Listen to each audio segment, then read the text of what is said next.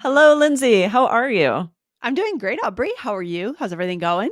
I am great. I have a question. Do you Okay. ever get conversational whiplash? That's a good question. I feel like I got a little bit of this on Monday night. I went to a networking event for other entrepreneurs. So people starting businesses or running their own businesses in Denver, and I definitely kind of felt like back and forth. I was being kind of Yes. whipped across topics, and at times it went fast. There was no sense of calm. There was no depth to what we were going into. It was just fast, back and forth, different topics. Is that Yeah, what this you happens mean? when you're wanting to cover lots of different things or I feel like this happens a lot if you're in a social situation and someone's nervous. So instead Yes. of, asking follow-up questions, they're changing the topic. So this came up recently, Lindsay, you had mentioned this in the Saturday, June 8th episode. It was Yes. called How to Connect Over Vision Changes in English, Yeah. talking about how your vision changes as you get older. This is interesting to talk about. And you brought this up about how sometimes if we don't ask those follow up questions, we don't get deeper, we can have this conversational whiplash. It can also happen. It happens to me sometimes when I reconnect with an old friend that we don't talk that often, but we feel like we need to get all the topics in. How are your parents? How are your siblings? How's work? How's your Totally. partner? And it's like, whoa, we're not going into any depth and it doesn't feel very satisfying. Do you know what I mean? Yes, Yeah. absolutely. Right. We've all been there. And sometimes it's okay, and then you might even call it out, be like, oh, wow, okay. We've been really catching up quick now. Now I'm going to ask some follow up Yeah. questions and get a little deeper. Yeah, and before we go into it today, I just, you mentioned the Saturday, June 8th episode. Guys, we are publishing now on Saturdays. Today's Monday, so you're back to work maybe, but don't forget that this coming Saturday and every Saturday thereafter, there is an All Ears English episode waiting for you to go on a road trip if you're traveling, maybe you're taking a flight somewhere, airport listening. These are all good ways to integrate All Ears English into your weekend, okay? Yes, and if you don't hit follow, you might miss these extra episodes. So be sure to hit follow right here on Allers English so that you get all of our amazing episodes. All right. So we've talked about the situations in which this might happen. You're nervous, you're catching up, you're staying surface level. Maybe you're at a networking event. Okay. Should we do a role play to demonstrate what this feels like? Yes, right. This role play is conversational whiplash. You guys are going to recognize, like, oh, so I'll start us out. Ready? Okay. Oh, that's interesting. Did you hear the Italian place on 2nd Street is closing? Oh, no, I hadn't. Yeah, I joined a running challenge. Have you ever done one of those? No, but that sounds fun. What are you making for dinner tonight? I need some inspiration. Boom, boom, boom. And I'm exhausted and I'm going home and I'm just going to You would have a go to headache. sleep. I have a headache. Especially the whiplash is such a good metaphor for this because you would probably expect me to ask a follow-up question about the Italian place or the running question, and I'm not. I'm switching topics. I'm moving to something else. You're sort of surprised, like, oh, it's not what I expected. Right. Or I should have asked a follow up question too. Right. So you said, oh, that's interesting. Oh, that must have been about something else before. Right. Did you hear the Italian place on 2nd Yep. Street is closing? No, I hadn't. I should have said, why do you think it closed or what happened? Any idea what happened? And you switched to your running challenge. Yeah, that could help too, right? If you asked that follow-up question, but I Mm-hmm. intentionally sort of cut you off and went right away because that's often what happens, right? I didn't even give you the space to ask a follow-up question. I moved right into something else. Okay, so maybe today we're focusing on that person that's driving the conversation into 20 different directions and how we can Right. realize we're doing it and try not to do it so we give someone like so that people have something to connect with, right? Yes, and I do find myself doing this sometimes if I think of something and I'm excited to ask, and then I Mm, feel it like, "Ooh, I should have let that topic run its course, ask, follow-up questions about that before moving on." We all do it.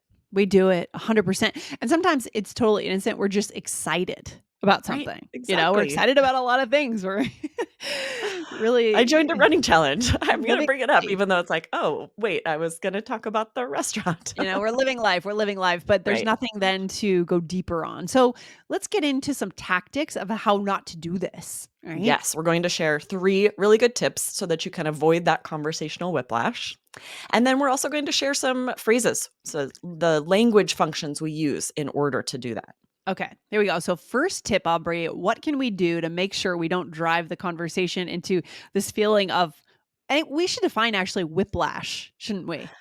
by the Yes, that's way. a good point, Yeah, right? We use this anytime if your head is just whipping around. We often talk about car accidents. If you're hit from yeah, behind and your head whips forward, you right, get an injury on your neck. right, It's called whiplash. right, exactly. So, Have you ever a had quick whiplash, Lindsay? I don't think I have I don't think I technically. have I've either. had, like, a sore neck, but that doesn't Mm, qualify, no. right. I this is where you see people wearing the neck brace Mhm. sometimes.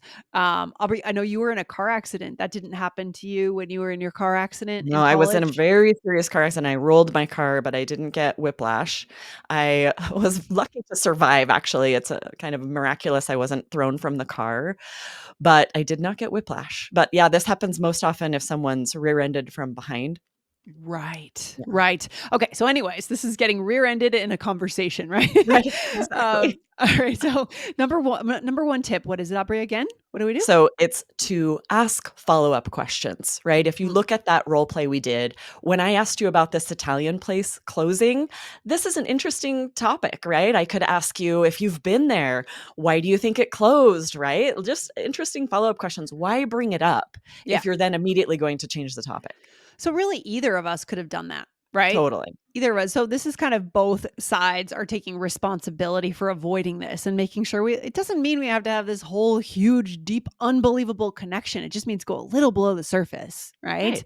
Yeah, make it an Um, interesting conversation. And if yeah. I had given you the space, yeah, maybe you would have. So that's part of it, right? Is to make sure that you're having a back and forth, a conversation, even if you're sort of the one that leads a conversation, give space to make it a back and forth. Yeah, and I think this starts with a pre-step, which is just simply being curious. Because Yes. where I would take that conversation would be, huh, okay, so what are the trends in the Denver restaurant scene? What's Mm, going on? Who's being successful? Who's not having success? Why? Is this about the wages? Is this economy. about the Yeah. economy? Is this about the trends in food? There's so much we Hmm. could do that's going to be more satisfying than moving to the Absolutely. next thing. So curiosity has to be Yes, I here. agree, right? You're not asking follow-up questions just because you feel like you have to in the conversation, because you're curious about the person you're talking to, you're curious about the world around you, and that makes for a more interesting conversation. Exactly. For example, I went to a brewery last Thursday night and it was so sad that it was a closing night. The brewery is having to close. And so we Oh, got into a shoot. conversation of what do we think happened with this brewery? It was one of the Mm, first best breweries in Denver and now it's closing. Is this something about private equity taking over breweries? Is this about people's taste changing, moving more towards mixed drinks or other or non-alcoholic? Or what mm. is it? There's a lot we Right, could was it do their here. marketing? Is Right, it right. right? There are lots of questions there to wonder. Yeah, there's a lot here. This is the good stuff. This is what we wanna be in. Yeah? Okay. Absolutely. Number 2. Yes, number Aubrey? 2, don't be in a rush, right? Yes. Even if you Mhm. are curious, if you're rushed in every conversation, you're not going to take the time to ask those follow-up questions, and that really sends a message that maybe you don't value the relationship, you don't value their opinions. Yeah, for sure. And sometimes it's just taking a breath, right? To not be in a rush. Maybe you're nervous, right? Yeah. Aubrey, any other reason we might be in a rush? I mean, you I mean, know, sometimes you're going to be in a rush with a conversation, but if in that example role play, for example, if I were really in a rush and had to get somewhere, I wouldn't ask these questions in the first place. I yeah. wouldn't be bringing up the restaurant and talking about this running challenge, right? It would be like a greet and then, "Oh, I'm so sorry, I have to run." Exactly. So I think a lot of it could be based on insecurity or maybe in the case of our listeners as we're learning a new language, there may be a fear that we won't have the vocabulary once we Definitely. get to that point. And I have a feeling cuz for me in Spanish, many times there was that fear that maybe okay, I could ask if this has to do with city politics, but do I have the word for the mayor? In Spanish? I don't think I Right. do. So instead, I'm just gonna stay surface level and move to the next topic, which I know how to talk about. Yes, this still happens to me often, right? I'm kind of staying surface level because I'm confident with that vocabulary. So we can feel that we need to challenge ourselves to be adding that vocabulary, having, practice conversations with speaking partners. That's really going to boost that confidence and make that vocabulary part of our active vocabulary. Ooh, I love it. Okay, Aubrey, is there a third tip that we have today? Yes, and we've kind of mentioned this, right? That the goal should be to get deeper, not Yeah. to stay surface level. So we've kind of talked about the way to do that. But if that's not your goal, if you don't really value the connection, you might forget to ask follow up questions to make sure you're not in a rush, right? What is your actual goal? Okay. And we're going to take a quick break and then come back and think to ourselves, to our listeners, okay, how do we do this? How do we say these things to go deeper? Right, Aubrey? Yes, exactly. Okay, so I bet our listeners are wondering, how do we do it? What's the vocabulary? There are kind of two things we need here, right? There are the structures to ask those deeper questions, grammar wise, and then there's the vocabulary. Like I said, how do you say mayor? How do you say Exactly. all these words that are going to now come up? The political divide, all these key things. We have to Yes. learn vocabulary on the side too. Exactly. And when it's an informal conversation, they're not going to be these very formal phrases, right? It's going to be little chunks. Like a really good one is just, what about blank? So you Yeah. talked about this brewery closing, right? When you Yep. have that conversation, what about marketing? What about the economy? You're sort of throwing out these ideas and then you're going to dive into it from there. What about the cost of real estate Hmm. in that neighborhood in Denver, right? Did they yeah. So what about it, I think I like this, Aubrey, because we're not asking you to come up with this fancy grammar construction. Okay? Right. The most important thing is your question. It is not how you wrap it up in grammar. Okay? Right? Exactly. That's such a good point, right? And of course, it's not going to be what about and asking something and then we stop there. That's giving us a springboard. This is the way we dive into the conversation. We're just throwing out the topic with this phrase. This is good stuff. So another thing we could say is, what do you think about X? So this is a follow-up question, right? Transitioner to that deeper Exactly. topic? Yeah. Okay. Yeah. So, for example, I brought up that running challenge, right?